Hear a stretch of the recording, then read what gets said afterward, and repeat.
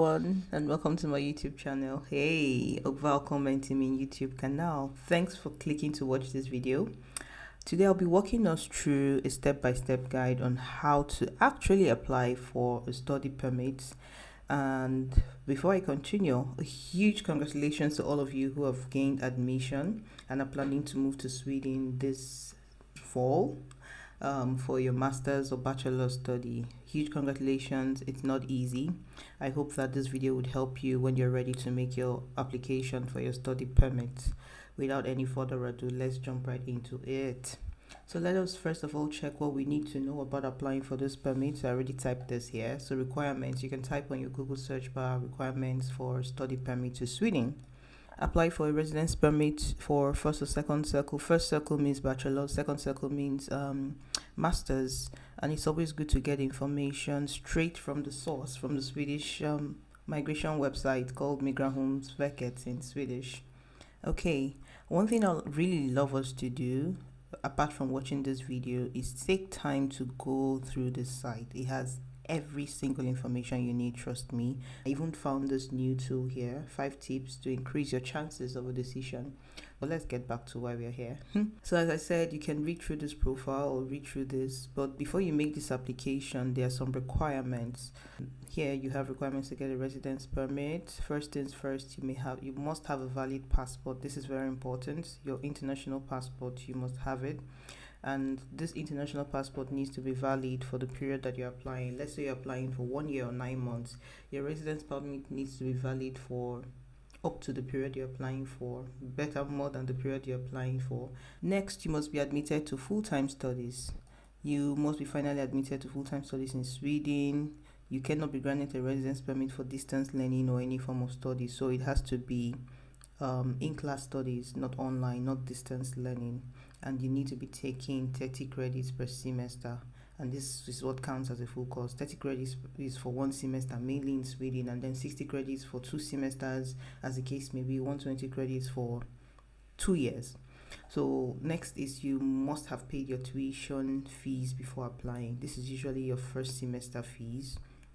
Most of you by now must have already gotten your invoice to make payment for your fees. I know some of us are waiting for the Swedish Institute scholarship and other scholarships too. That's smart. Wait for that. So if you get a scholarship, then you can make your application based on that. Next, you must have or have applied for a comprehensive health insurance policy, but this is for those who will study for less than a year. You need comprehensive health insurance. A lot of persons have asked me what health insurance to get if you're studying for less than a year. I've used AXA Mansard, AXA Mansard. They have a very good options of insurance to use. I'm not sure of what the prices are, but if you just input your details for how long you're going to be staying, they would give you everything you need. But something very important to note, just in case you're not using this recommendation, is the fact that you need to check that it covers cost of emergency and other medical care. You see it there, hospitalization. Every insurance company will show you all the things that they cover, so you need to check for these specific things. You need to check for hospitalization, you need to check for emergency dental care. Be sure that they have all of this in the package before you go ahead to make the payment, or else it will not count.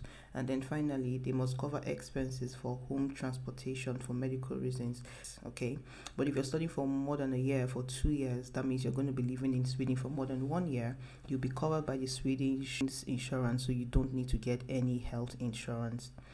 Okay, now that is out of the way, next you need to be able to support yourself financially. Money. There are several ways to support yourself here, and let's even go further down here. Prepare this before you apply. Translate documents if you're not from an English or Swedish speaking country. If you're not from an English speaking country, you need to translate your documents, and your documents should be certified. And you must also include a copy of your documents in its original language. So after you've translated it to English or Swedish, you also need to attach the original document. But this does not count to those whose studies were in English language. So moving on, this is important. You need to plan what embassy you need to visit, because how the application happens is after applying, if you get like a call back either for an interview or to come present your passport and for your biometrics, so you need to know what country closest to you has a Swedish embassy, because not all countries do. For example, a very good example is Ghana, Aquava. Ghanaians usually come to Nigeria, but let us check ourselves. Ghana, contact the following embassy. That means you're going to report to the embassy in Nigeria.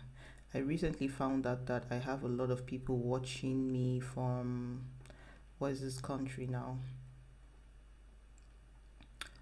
One second. So I recently found out I have a lot of people watching me from Sri Lanka. Shout out to all of you. So this is the closest embassy to you, India, New Delhi. So this is where you would have to travel to when it's time to go for your biometrics or when it's time to pick up your residence permit. Moving on, the things you must attach, your passport. We've talked about this, but let's see what your passport needs to look like when you've scanned it, so you do the correct thing. If you scroll down, yeah, this is an example of what your passport should look like. Zoom into it, it shows your biodata page. It should have your signature. It should have this stuff here. It's like an encrypted something. And next, your admission decision. Usually you will get this from university admission, where you have that notification of selection of results. That's where you print it out, and that's what you're going to attach. And we talked about health insurance, and then this is also quite important. Do you meet the maintenance requirement? How do you even prove or show your proof of funds? The first and the most common one is personal bank assets, your bank statement. We should usually have all of these details on top: your bank name, the date of issue, your current balance. And then if you are offered a scholarship, this is also a way to proof of funds. But of course, some people have part scholarships. In that case, that means you'll be submitting both your scholarship letter and your bank statement to show that you'll be covering up for the balance, maybe like your living expenses and for your food. Then if you have a sponsor, you can read through what you need. You must attach a sponsorship letter. This is not very common, but if you do, you can take time to read through this so that you know what to expect and what you should attach. If you're working, you could attach like your income from employment. But I mean, this is tricky because you should expect that you quit your job, right? If you are moving as a student. But if you have like a partner who is still working or who can work remotely, then and is also supporting the application with some funds, then you can show this too. Okay, moving on. Study grants or loans from your home country. If you have like some bodies offering loans to students, then you can use this to show as your proof of funds. And then just for this special group of people who are moving with their family, their spouse, their children, know that your application process, not process, like the process of you filling the form is going to be much longer depending on how many kids that you have, because you have to fill all the information of each of your kids and your spouse individually after completing your own side of the form. So first is their passport, that should be valid. And then the proof of funds can also be the same as your proof of funds. Just put all of the money that they would need. There's a requirement I think we should check quickly. Proof of funds requirements, Sweden student. Yo, this is my Google search 2025. Let's see. Okay, great. We have it here.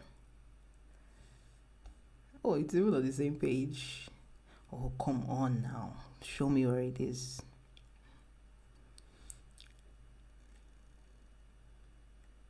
Okay, down here. What's the requirement? What's the requirement? So at least, listen, at least. So if you have more than this, better for you. It shows that you're even in a strong place. So at least 10,584 Swedish crowns per month. And then you need to make this exchange to your local currency. There's a website, we'll come to that. I think it's xe.com, where you used to get the rates that you exchange with. So you need to change this and be sure that you have up to this amount. If you're studying for a year, usually your study period is about 10 months, I think. So you need to show proof of funds for 10 months if you're alone. If you're with a spouse, then all of these ones do not apply, but if you have like a scholarship or stuff like that, or you have somebody or a body that is providing you with accommodation, then you may show less than this amount, but it's not very common. So if you're coming with your wife, your partner, your legal partner, then you have to show this for them for every month, 4,410 crowns as of 2025, and for kids, 2,646 crowns per month for each child. So if you have one child, you have to show this for 10 months. If you're studying for 2 years, you have to show it for, if you're studying for 2 years and you're applying for 1 year at a time, then you need to show this for 12 months or 13 months, as the case may be. So yeah, there you have it. This is how much you need to show. If you have 5 kids, then the Lord is your strength. But yeah, let's continue. Now that we have an idea of everything that we need to be submitting, let us go ahead to begin the application. You click on apply. All of these things important to note: 18 years or older, you have a valid email address. I'm sure you all do. If you don't, you have to open one first. You'll be able to pay your application fee with your Visa or MasterCard. Depending on your country, this should be easy, but for some countries it may be more difficult. So if you have like a dollar card, that could help. But if your bank supports FX transactions with your local currency card, then this could also work for you. And then finally, be able to scan or photograph the documents that you need. You must have scanned all of these documents, or if you have like a very good scanner on your phone, be very careful if you're using this. They can go ahead and scan all the documents, make sure they are clear, make sure they have everything that is required. Now let's start the application proper. Let's go to the e-service. So because you're applying for the first time, there's mobile bank ID, there's username and password. This mobile bank ID only applies to those who are already in Sweden, have a personal or have registered with the bank and they have a mobile bank ID. But for you who are just coming, what you would use is a username and password. So you click here. If you're a first timer, then you have to go to create new account. Okay, so we can go ahead to create a new account. Enter your email.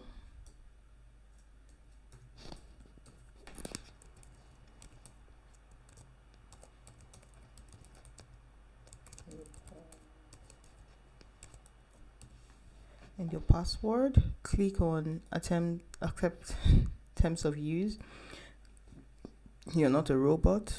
And click on next. And then you should receive an OTP in your email. Okay. Then to set up a 2-step verification, you need a phone number. But I will not be doing this for the purpose of this demonstration, but I strongly encourage you to do this. So you enter your international number, put your country code, if it's Nigeria, if it's Ghana, whatever it is, click on next. But I'm going to abort, so let's go back to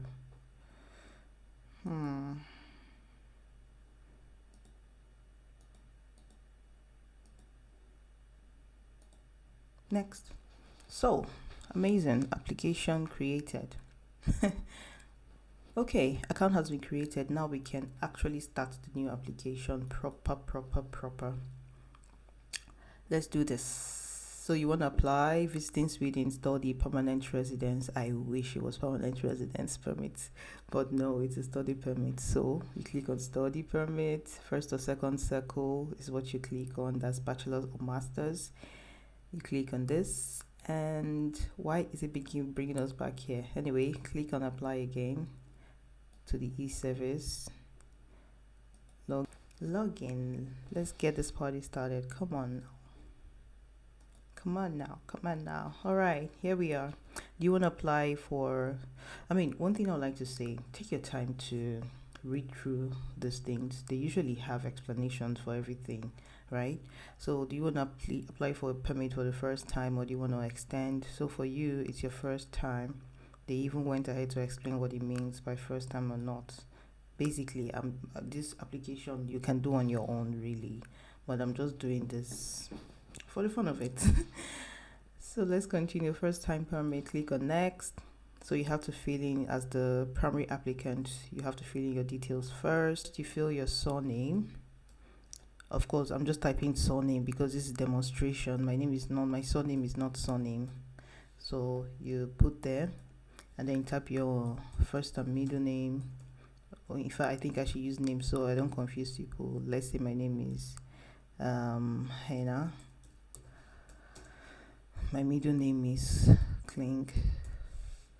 So you enter the sex, female or male. There are no other provisions for anything. State the year, the month you were born, your date of birth. You enter this 2020, whenever you were born. This is not my year of birth for those who will be looking at this. I'm older than this. And then the day. Your place of birth is usually on your passport. You check your passport for what you have as your place of birth if you're not sure. And then you fill it here, whatever it is, your country of birth. Okay, let me try to be more reasonable. Let's say I was born in Lagos or Accra. No, Nigeria this time. I want to be a Ghanaian for this application. Country of birth, Ghana. Citizenship, Ghanaian. My Ghana people, how na the Akwaba? Your Swedish personal identity number. At the point when you're making this application, you're not going to have this, but at the time when you're extending, most likely you should have gotten this personal identity number already. So marital status, you feel accordingly. If you're single, you feel single. If you're married, you feel married. Something I like to talk about though is cohabiting partner and registered partner. In Nigeria, I come from Nigeria, so I always use this as an example, but it's not very common that you have people applying as partners. It's usually that they are married, but in Sweden you're actually allowed to apply with your partner. So what counts for a cohabiting partner and what counts for a registered partner? Cohabiting partner is just glorified boyfriend and girlfriend, mainly that you've lived together mainly for more than 1 year, right? So if you've proved that you have the same address, or you share a rental contract, or there are bills that you pay together, this can count for a partner. And if you have one and they want to apply with you, this is also okay. If they're working and have a good job, they can also support by showing proof of funds that they are working or whatever. So this is for cohabiting partner, but registered partner is still partner, but this time is legal, right? You've gone to the court, you've done some legal things, and you've registered that this person is actually your legal partner. So this is the difference.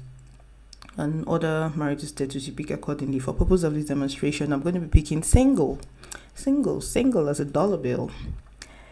We move on. So, applicants or legal guardian, attach a consent. Oh my god, I have made a mistake. So I'm going to go back and pick a date of birth because I picked a very young date of birth. Here we are. 2000.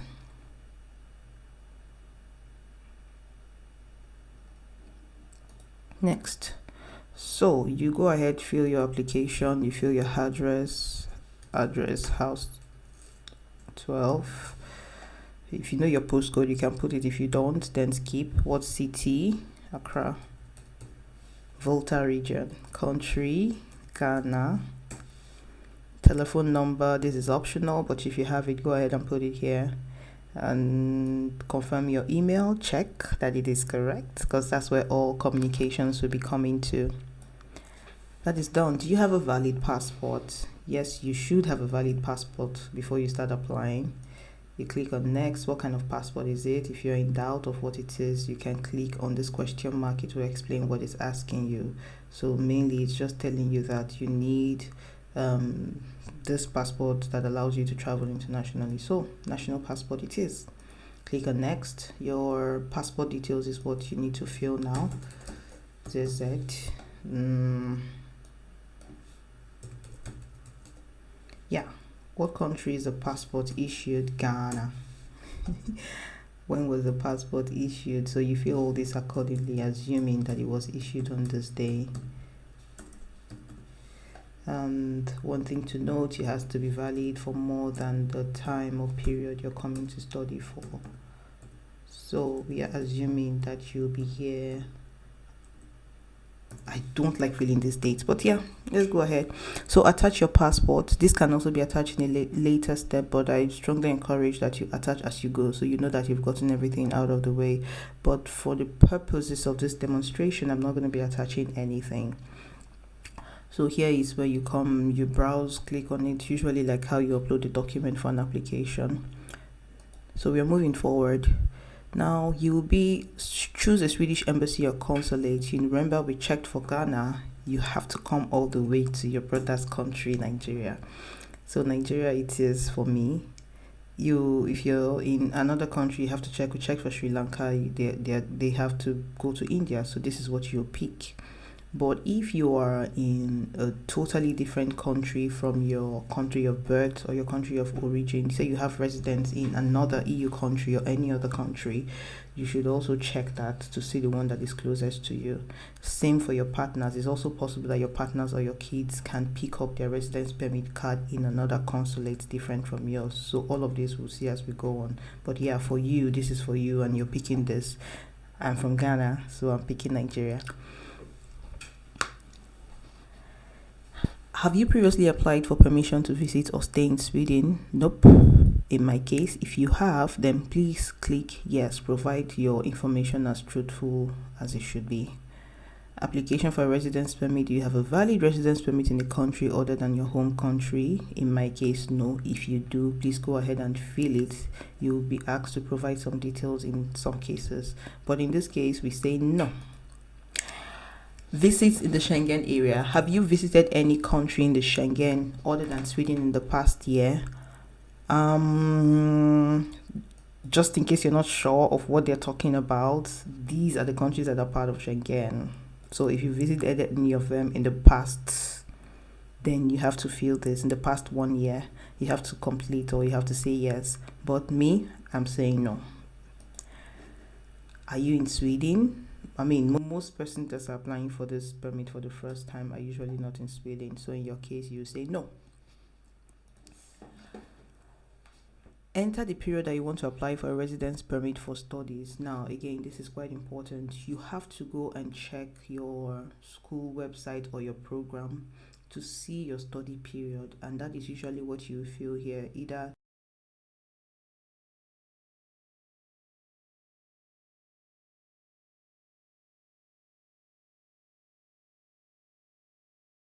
but let's see what this master's in business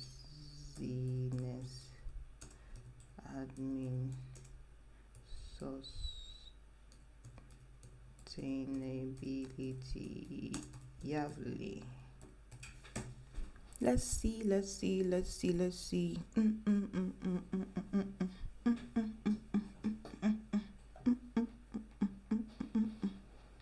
Come on. Here we go.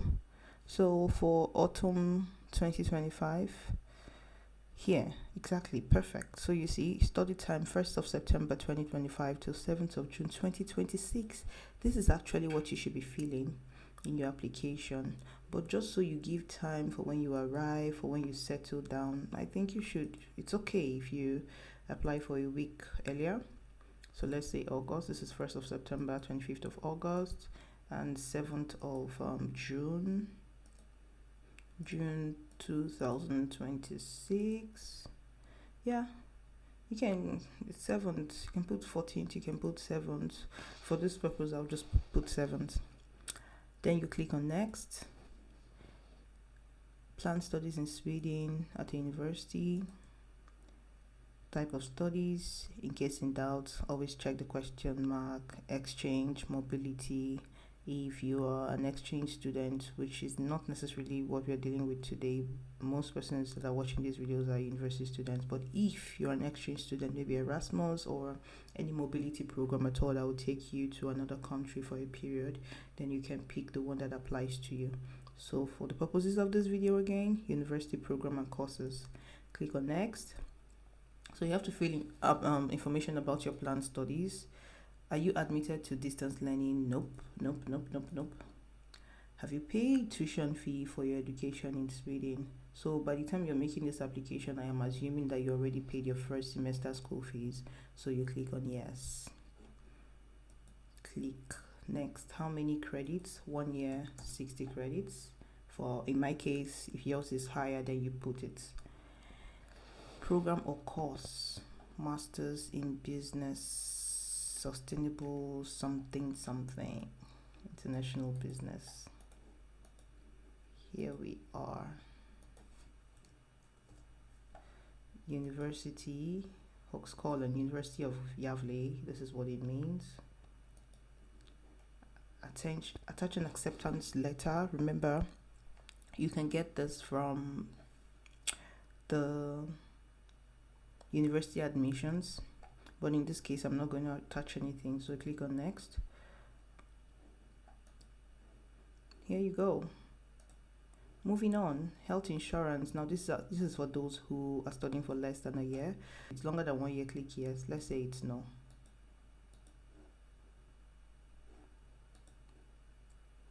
Do you have health insurance? You click yes, because you must have paid for your health insurance, right? And then upload your insurance certificate here and then move on. Now this is important. Application, reasons for studying in Sweden. Describe why you have chosen the studies. State the benefit you expect to gain from the studies. Now take your time to respond to these questions. You have 1,000 characters to write. Make sure that you are writing relevant things that are important for your application. Don't just bluff and beat about the bush. Take your time, go to the course, check the syllables like I told you in one of my other videos.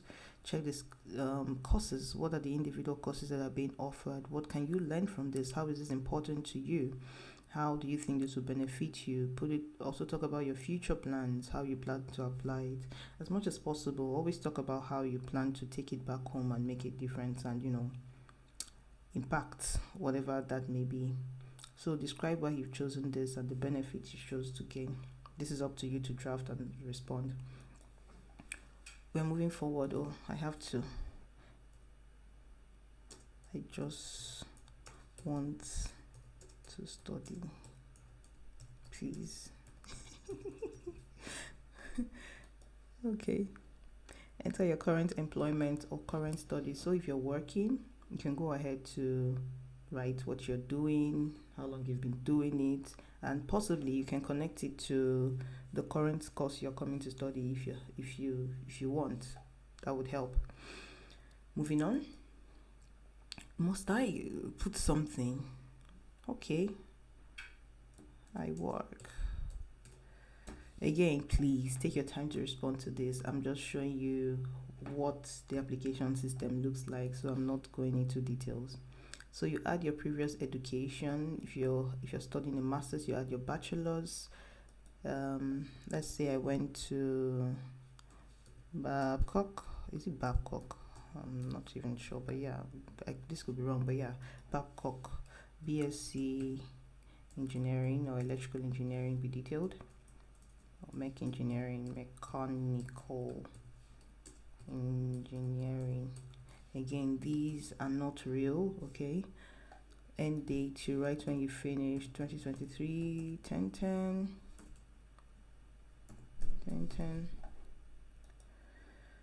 Yeah, so moving on.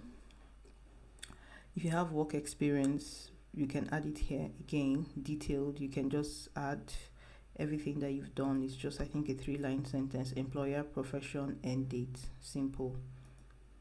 So if you don't have any work experience, like you're fresh out of university, you can just skip this. Do you have a scholarship?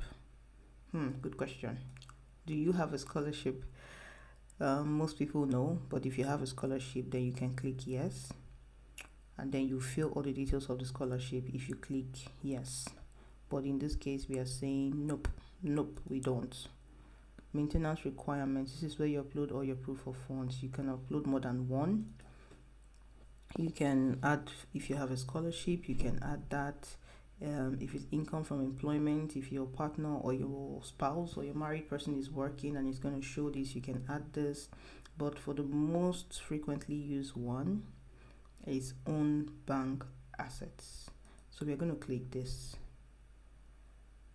Click on next. Let's say you're partially funded on a scholarship. You can really, put the scholarship and then add your bank assets.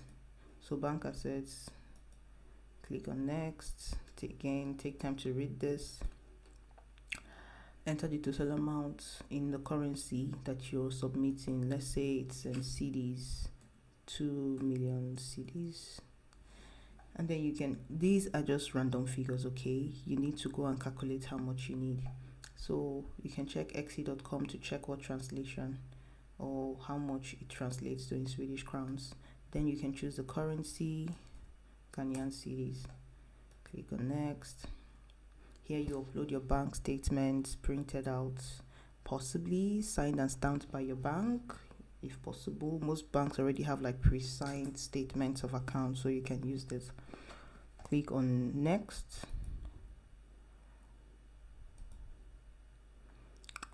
Will the organizer of your education or an organization working for international be responsible for the cost of your food? If this is your case, you pick what applies to you, but most of the time no, because your bank assets are showing that you can take care of yourself. Same for accommodation. Then here it then begins to apply to people who have kids and co-applicants, mainly like the questions that they've asked you for yourself about their passport details. You know what, let's take a look. Yes, the co-applicant is my wife, assuming it's your wife. Then you fill the application period, which should be the same as your application period or less. Does she have a passport? You click yes. You click the type of passport. You fill the passport details, right? But yeah, what country? Ghana is issuing the passport.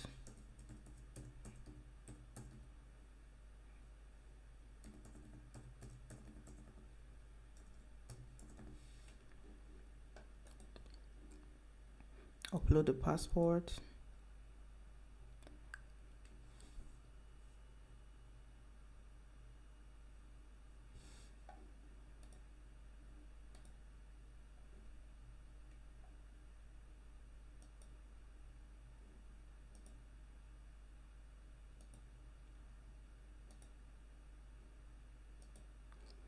So usually what you fill for your co-applicants is the period that they are going to be getting the residence permit for, which is usually your period for holding the residence permit. You will fill their passport details, you will fill their residential address, and then they have to pick what embassy or consulate they are going to be picking up their residence permit if it is granted. These are the details that you're going to have to fill for your spouse. If you have kids, you have to also do the same individually. And finally, you have to upload their passport and any other thing that is requested for them, but it's mainly their international passport. So let's just assume that you've done all of that. We go to next. Children, the same thing, like I've said, the same thing that applies to your co-applicants. But in the case of children though, it becomes more tricky. You have to confirm what is important to know for children, because for some parents they are coming with their kids alone, for some they are coming with both their wife and their kids, for some maybe they are divorced or separated. So there are some special documents that you may have to get. Here, let's read it here. Documents to attach if you have accompanying children. Here it is. So copies of the child passport, the birth certificate, very important. And then something showing if you're the sole custodian, maybe the other partner or your wife is deceased, you must submit a death certificate, or if there's a court decision showing that you're the sole caretaker or guardian of the child, then you need to upload these too. But in the case where you're not the only guardian, you need consent to take that child away from their home country. The other guardian has to consent to it, the both of you. So this is something you should take note of, and if the child is adopted, of course you have to show the document that proves this. Where were we? So here, assuming you have all of this, you add all the details. We are gradually getting to the close of it. Now this is for me the most important part of the application. The first time I ever applied for a residence permit outside of my country, I got rejected. And since after then, I've gone on to apply for these kinds of permit to 5 other countries for tourism, for study, as the case may be, and I have not been rejected ever since. I learned my lessons. In this section is where you have the chance to make sure that they have absolutely no doubt about your application or any documents at all. You have the chance to make all the clarifications here. So I usually divide it into different sections. First, I talk about my background, but in this case, this guy's already asked you a question about why you want to study to Sweden, so you may skip all of that introduction and blah blah blah why you picked that course. But I put heading for ties. I explain if you have a job that you're going to be returning to when you go back to Nigeria, that's a very good point. So you can explain that, oh, you have this job, you want to come get these skills, and when you are done, you're going back to Nigeria, your job is waiting for you. You can add a letter from your company. There's no special extra documentation form here, but you can add that to your bank statement, right, at the end of your bank statement, and then you can also write it here that I have attached this document in addition to my personal bank statement, right? So give all of that explanation. And then if you have a company, you can also write that you're going to go back to your company. If you have like properties, you can say that you already have all of your life in Nigeria, most of your family, and then you want to go back once you're done with this. You can explain that to show ties. And then you can also talk about your finance, another subheading, finances. You can then explain if there's any large inflow of money into your bank account for the period that you printed your statement. If it's from the sale of a property, if it's from any other legal means, then you have to explain that this is why this bulk amount of money is in my account and this is what it was for. If possible, in your bank statement, at the end of it, you can merge the PDF showing that this is the proceeds from whatever. And then any other thing you want to clarify, maybe if whatever it is you think may raise eyebrows of the visa officer, explain everything so that it gives your visa officer absolutely no reason to doubt you. One thing you should know for Sweden is if you send a complete application, everything is okay, then nobody's going to call you for interview. You get a residence permit straight. But if you don't put everything that they need, or they have questions, they will then have to call you for an interview. You have to come and defend some of the things that you've written. So I believe that if you do all of these things and send in the right application, you definitely get a positive feedback, and quickly so. So at the end, you'll see a full draft. One more look, take your time, go through everything, be sure that everything is filled correctly, attach all the documents.